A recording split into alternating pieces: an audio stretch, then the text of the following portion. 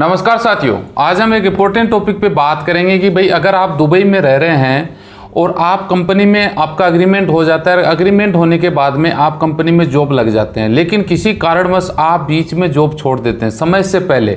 जी हाँ, तो क्या आपके ऊपर 1 साल का जॉब प्रतिबंध लग जाता है। आपने सुना होगा ना कई बार कि आपने वीज़ा छोड़ दिया या बीच में आ गए, कंपनी छोड़ के एग्रीमेंट पूरा नहीं किया, 1 साल का बैन लग गया।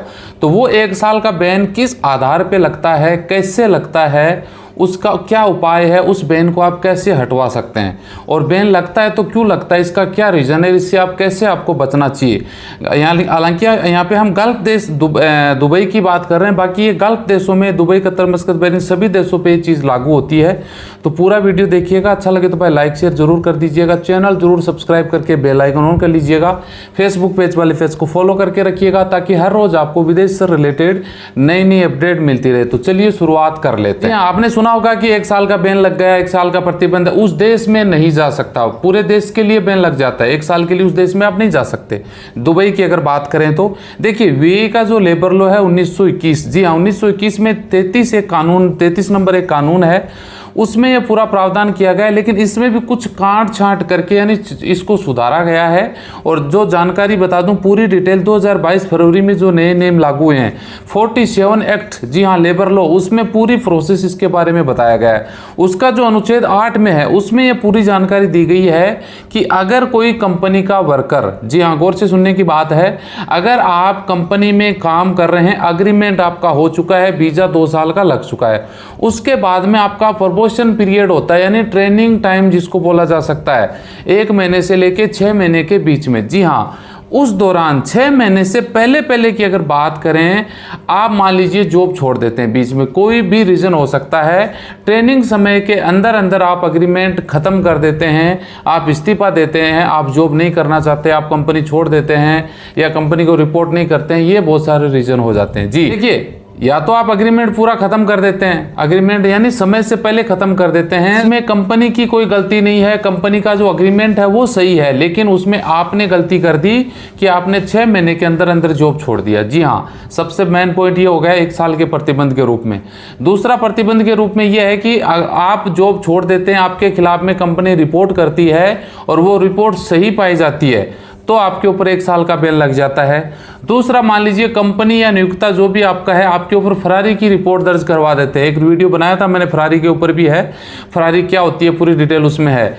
उसमें आप मान लीजिए कंपनी में बिना बताए 7 दिन अनुपस्थित रह जाते हैं, या फिर जो एड्रेस आपका है कंपनी या नियोक्ता वो एड्रेस नहीं जानते हैं, बिना बताए कंपनी से बाहर रहते हैं, जॉब नहीं करते हैं, और आप कंपनी को आपके ठिकाने का भी नहीं पता है, उस आधार पे भी कंपनी आपके खिलाफ में फरारी का मुकदमा दर्ज करवा देगी और आपके ऊपर 1 साल का फिर बैन लग सकता है। जी हाँ, 1 साल का बैन। अगर आगे दूसरे नंबर पॉइंट पे बात करें थोड़ा विस्तार से कि 1 साल का बैन लगता कब आपके ऊपर, कब लगेगा, कौन सा काम करोगे तब लगेगा।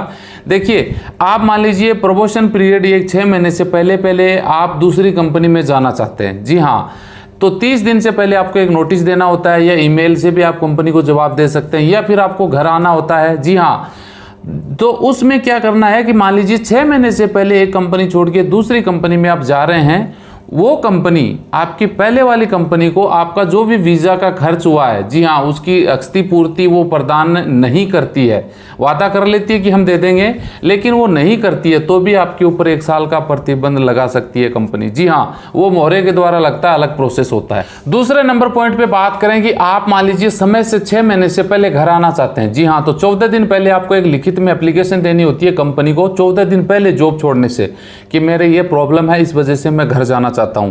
तो ये भी एक आधार बन जाता है, आपके ऊपर 1 साल का प्रतिबंध लग सकता है। जी हाँ, अब कुछ एग्रीमेंट के रीजन होते हैं, कुछ कारण ऐसे भी होते हैं, मैंने एक बताया ना कि भाई एग्रीमेंट जो आपके ऊपर 1 साल का प्रतिबंध कौन सी स्थिति में नहीं लगता है, या उसको आप कैंसिल करवा सकते हैं। कुछ एग्रीमेंट का पालन नहीं करने पर भी आपके ऊपर 1 साल का प्रतिबंध नहीं लगेगा। जी, कौन सा एग्रीमेंट का पालन नहीं करने पे? एग्जाम्पल के तौर पे आप जिस क्षेत्र में काम कर रहे हैं वो राज्य सरकार ने हैंड ओवर कर लिया, यानी वहां की गवर्नमेंट ने अपने अंडर में ले लिया लिया, कंपनी को भी उसने कैंसिल कर दिया, आपको भी वहाँ पे जॉब नहीं है, उस आधार पे अगर आप वहाँ से दखल कर देते हैं या फिर आपको घर आना पड़ता है तो आपके ऊपर 1 साल का जॉब प्रतिबंध नहीं लगेगा, क्योंकि उसमें आपकी गलती नहीं है।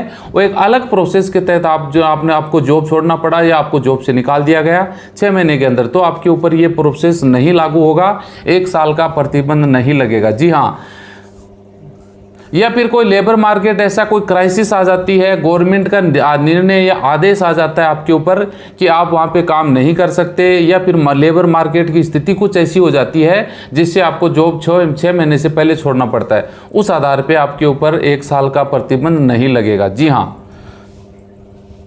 अब आप 1 साल का प्रतिबंध हटा कैसे सकते हैं? फर्स्ट में अपन ने बात की थी ना कि कैसे हटाएंगे। देखिए, आपको मोहरे में शिकायत दर्ज करनी पड़ेगी, जो मोहरे की जो शिकायत समिति है वहां पे आपको उपस्थित होना पड़ेगा और अपने पूरी स्थिति साझा करनी पड़ेगी उनके साथ में गवाह सबूतों के आधार पे। जी हाँ, जैसे जैसे कंपनी आपके ऊपर 1 साल का प्रतिबंध लगाने के लिए वहां पे एविडेंस रखती है, उसको काटने के लिए या उनके ऊपर दबाव बनाने के लिए आपको भी अपने एविडेंस देने पड़ेंगे कि मैं 1 साल का प्रतिबंध क्यों झेलूं। जी हाँ, यानी क्यों लगे आपके ऊपर, इसके लिए आपको एविडेंस देने पड़ेंगे।